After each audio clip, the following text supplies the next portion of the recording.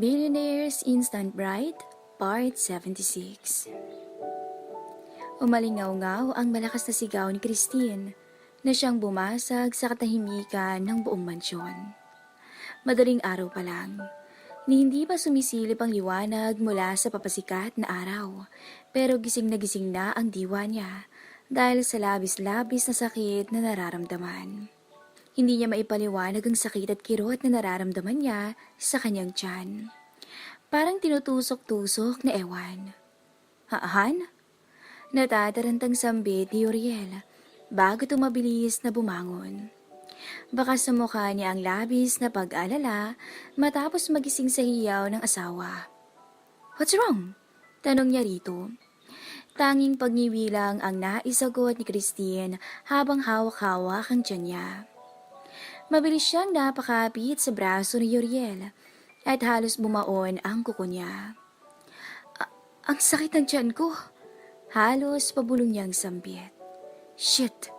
Mabilis na kumilos si Uriel at agad na kinaraga ang asawa at mabilis na lumabas ng kwarto. Don't tell me ngayon ka manganganak, tarantang sabi niya habang dahan-dahang bumababa sa hagdan. I don't know. Tugon niya at muli na namang napasigaw dahil sa labis-labis na sakit na nararamdaman. Tingin niya ay may lalabas na sa kasalanan niya. Just bring me to the hospital. Anya at mariing napapigit. Dahil sa komosyon ay nagising na rin si Lolo Henry at mabilis na sinundan ang ingay na naririnig. Maya-maya pa ay nakita niyang apo at si Christine sa may sala. What's happening?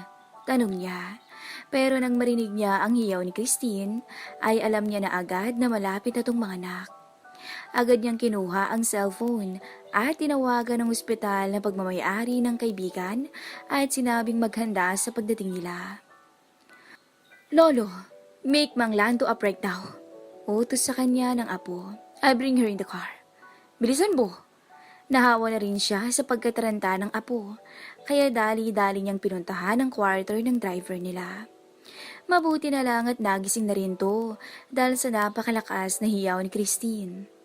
Dali-dali silang pumunta sa garahe kung saan naghihintay ang dalawa. Faster! Sigaw sa kanila ni Uriel. She's in pain already. Calm down, iho. Saway niya rito. Hindi makakatulong ang pagpapanik mo sa sitwasyon. Calm your wife down instead. Payo niya rito bago sinabihin si Lando na paandarin na ang sasakyan. Mabuti na lang at napakaaga pa, kaya wala pang masyadong tao sa daan. Habang papunta sila sa ospital, ay hiyaw lang ng hiyaw si Christine. Todo pakalma naman sina Uriel at Lolo Henry, kahit nasa kaloob-looban nila ay natataranta na sila. At matapos lang ng ilang minuto, ay nakarating na sila sa ospital at naroon na naghihintay ang magdadala kay Christine sa delivery room. Isinakay nila ang babae sa stretcher at dali-daling isinugod sa delivery room. Sir, you need to come with us. Sambit ng nurse kay Uriel. Kailangan yung samahan ng misis niyo at manatili sa tabi niya habang nanganganak siya. Dagdag nito at hinila na siya kahit hindi pa man siya nakakaangal. Wala nang nagawa si Uriel kundi ang magpatangay sa nurse. Sinuotan na siya ng protective gear at pinatayo sa tabi ni Christine at pinahawakan ang kamay nito. Help her calm down po. Utos sa kanya ng nurse habang nagsisimula na silang maghanda sa panganak nito. Hindi alam ni Uriel kung ano ang gagawin. Sobrang lakas ng kabog ng dibdib niya dahil sa magkahalong kaba at takot. Hindi rin siya mapakali dahil kanina pa sigaw ng sigaw si Christine. Hinawakan lang niya ang kamay nito at marahang pinisil. I'm here, Ron. I'm here. Sabi niya at napangiwi pa nang mariing pisilin ni Christine ang kamay niya. Maya-maya pa ay nagsabi na ang doktor na magpapaanak kay Christine na magsisimula na sila. Napalunok na lang si Uriel habang pinagmamasdan ang proseso. Ramdam niya ang pumumuo ng pawis sa kanyang noo dahil na rin sa halo-halong nararamdaman. Idagdag mo pa ang paghiyaw at sigaw ni Christine. Mahigpit niyang hinawakan ang kamay ng babaeng mahal niya. Hindi niya kasi alam kung ano ang gagawin para tulungan tong maibsan ang nararamdaman. Han, nandito lang ako. You got me, okay? Mrs. Huminga ka ng malalim. At sa bilang ko ng 3 ay umirika. Sambit ng doktor. 1, 2, 3. Nakagat na lang ni Uriel ang labi niya dahil hindi na rin siya mapakali. He wants to take her pain away. He wants to ease her sufferings. Pero hindi niya alam kung paano ito gawin. So he just stood there and waited for Christine to give birth to their twins. I'm here. Bulong niya rito. Nakikita ko na ang ulo. Sige pa. Iri pa. Napukaw ang atensyon niya sa sinabi ng doktor, kaya napatingin siya sa gawin ito. At sana ay hindi na lang pala niya ginawa. What he saw horrified him the instant he saw blood from the doctor's gloves. Dama niya ang mabilis na pagtakas ng lakas sa katawan niya, kasunod ng pagdilim ng paligid niya. He tried so hard to fight back, to pull himself together, pero hindi na niya nagawa. Nabitawan niya ang kamay ni Christine, kasunod ng tuluyang pagkatumba niya. Narinig pa niya ang malakas na pagtawag ni Christine sa pangalan niya, bago siya tuluyang nawala ng malay. Nung magising siya ay bumungad na sa kanya ang puting kisame, at nang tumingin siya sa gilid niya, ay nakita niya si Logan na tila dismayadong nakatingin sa kanya. What? Nangihinang tanong niya rito. Kamuntik nang di mailawal ni Christine ang anak niyo, dahil sa labis na pag-aalala. Sambit nito sa kanya. Good job! Collapsing while she's doing labor. Mabilis siyang napabangon. How is she? She's fine. Nagpapahinga na siya sa private room. Sagot nito. She's breastfeeding the twins, I guess. Tumango lang siya bago bumaba sa kama. I'll go and check on her. Anya pero natigilan din nang may mapagtanto. Wait, what are you doing here? It's not just me. Mark and Noah are here too. Sagot ni Logan bago inginuso ang labas ng pinto. They're waiting for you to wake up, although they really came here to see the twins. Hindi napigilan ni Uriel ang makaramdam ng hiya. Ramdam niya ang pag-akyat ng dugo sa kanyang pisngi bago siya bumuga ng hangin. Who told you to come? Lolo Henry. Simpleng sagot nito. He also told Christine's family about it. And they're probably on their way here. Dagdag nito. I see. Marahan siyang tumango bago mabilis na lumabas para magtungo sa kwarto ni Christine. Hindi na muna niya pinansin ang mga kaibigan dahil mas mahalaga sa kanya na makita ang mag-iina niya. He wants to make sure they're fine. Pagkarating niya sa kwarto nito, ay natatnya niya to na yakap-yakap ang kambal na mahimbing na natutulog sa tabi niya. Agad itong nag-angat ang tingin, sabay ngiti sa kanya. They hear, Han. They hear. Mahinang sabi nito. Bakas pa sa mukha nito ang panghihina, kaya mabilis na lumapit si Uriel dito at ginawa rin to ng halik sa noo. You did great, Han. You did great. Bulong niya rito. Thank you for bringing our twins to this world. Dagdag niya at masuyong hinalikan sa labi ang asawa. I love you. Ngumiti sa kanya si Christine at marahang tumango. I love you, Tuhan. I love you so much. Kinuha nito ang kamay niya at marahang nilapit sa kambal. Meet Khalil Ban and Maria Christine. Napangiti siya ng mariing sa sinabi nito. Hindi niya mapigilan ang paglundag ng puso niya sa tuwa dahil sinunod pala nito ang napagkasunduan nilang pangalan ng kambal. They agreed to give their names on their twins, Bon for the boy and Christine for the girl. They're cute. Sambit niya habang nakatingin sa kambal. They look just like me. Dagdag niya at nakita niyang pagtalim ng tingin ni Christine sa kanya. And like you too, hirit niya. Abay dapat lang na ako ang kamukha nila. Sagot ni Christine. Ako nga ang nagdala sa kanila sa sinapupunan ko ng 9 na buwan. Dagdag nito at napangiti na lang si Riel bago marahang tumango. Oo na, oo na. I don't want to argue with you anymore. Pagsuko niya bago muling hinalikan ng noon nito. Magpahinga ka muna, Han. You also need some rest para makarecover ka. I'll watch over you, promise. Okay, taga ni Christine at nakangiting pumikit. Watch over me and the kids, Daddy Uriel. Mommy's just gonna take a nap. Napangiti na lang siya sa tinura ng mapapangasawa bago niya itumuling gawaran ng halik. Sleep tight. I love you, honey. I love you too. Inaantok na tugon ni Christine habang mariing nakapikit ang mga mata. Sobra. Napatungo na lang siya bago tiningnan ang mag-iina niya. His heart is filled with bliss and excitement. Hindi na siya makapaghintay na maiuwi ang pamilya sa kanilang tahanan. He can't wait to take care of their kids. But if there's one thing that excites him most, it's the fact that he has to make all the necessary arrangements to make sure Christine and him will have the most memorable wedding. He will make sure that Christine will be the most beautiful and the happiest bride in the world. Sabi nila, ang tadhana ang isa sa pinakamakapangyarihang bagay sa mundo. Ito raw ang ugat ng bawat sakit, luha, pigati at pangungulila. Ngunit ito rin daw ang dahilan kung saan umusbong ang tuwa at pagmamahal. Kapag daw pinaglaruan ka ng tadhana ay matakot ka na. Dahil sa dulo ay tanging luha at pigati ang sasalubong sa'yo. But I beg to disagree. Fate has played its game on me, on us, a couple of times already. It stretched the strings that tied me to my fated lover and made us think that it has been severed. That we'll never meet each other again. That we will never meet each other again. But fate is indeed tricky and complex. The strings that have been stretched were slowly pulled back together, getting me and Uriel closer and closer to each other again. And without us knowing, it has been knotted back. Hanggang ngayon, ay hindi ko pa rin inaakalang sa isang simpleng plano lang, sa isang simpleng deal para maging instant bride ako ng isang hindi ko kilalang bilyonaryo. Ayun pala ang susi para mas makilala ko ang sarili ko. Para maalala ko ang nakaraan ko at muling matagpuan ang lalaking pinangakuan ko ng walang hanggang pag-ibig.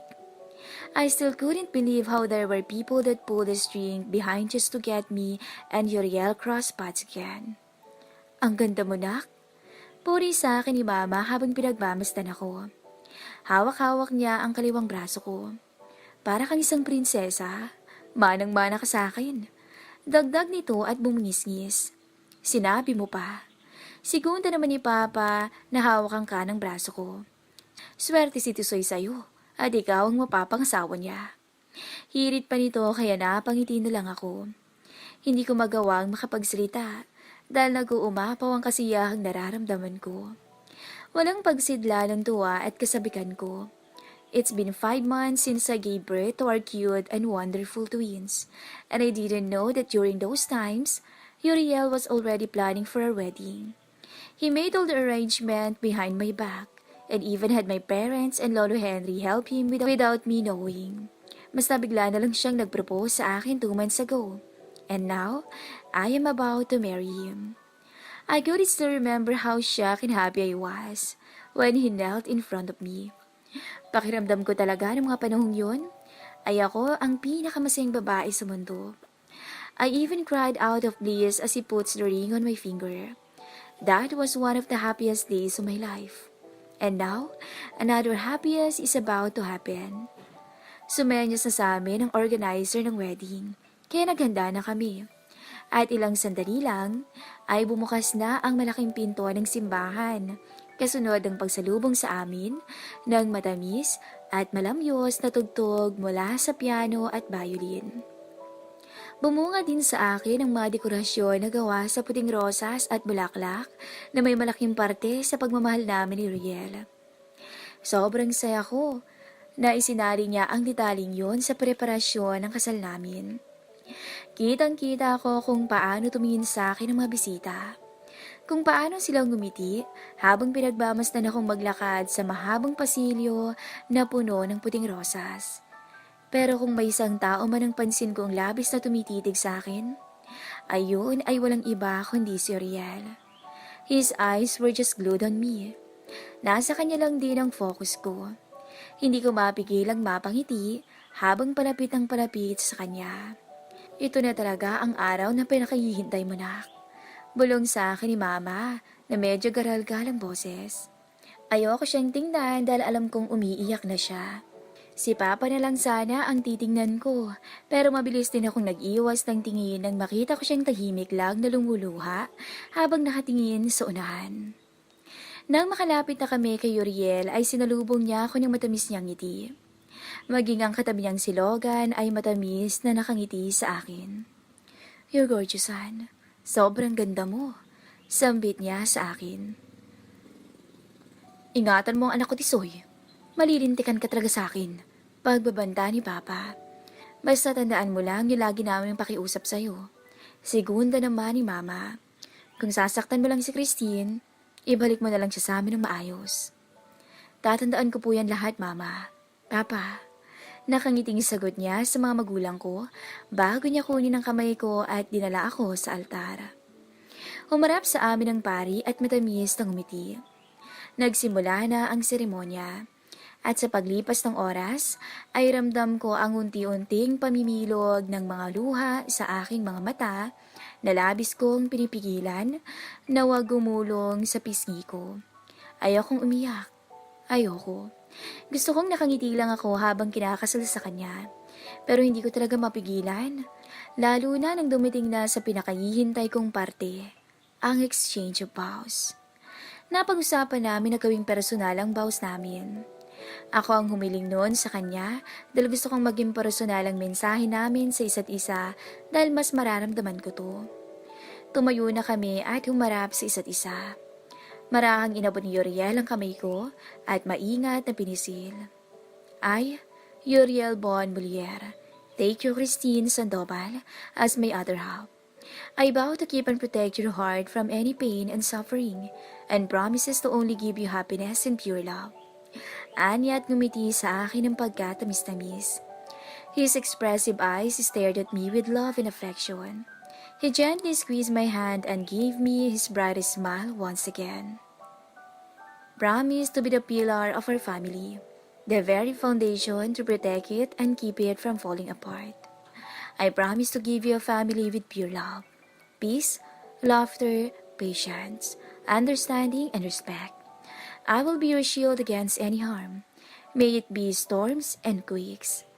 I vow to be the source of your strength, joy, and your protector." I tried biting my lips to stop myself from crying, but after hearing how sincere he was, I couldn't stop my tears from forming. His words seeped deep through my core. Bawat salitang binitawan niya ay ramdam na ramdam ko. I cried in happiness as I took his hand and held it gently. "I, Christine Sandoval." Saglit akong huminto, para huminga ng malalim. Pilit kong pinakalma ang sarili ko dahil baka hindi ko masabi ng maayos ang nilalaman ng puso ko. "Thank you, Uriel Bon Moliere, as the owner of my heart. I also vow to be the light that will illuminate our family in its darkest times, to pave a path for you if ever you find yourself stuck in complete darkness." Tinignan ko siya sa kanyang mga mata. "I promise to guide our children and shower them with love and care. I promise to be your home when you feel lost, to shelter you forever with my love and care." I gently squeezed his hand and gave him my sweetest smile as I let my tears kiss my cheeks.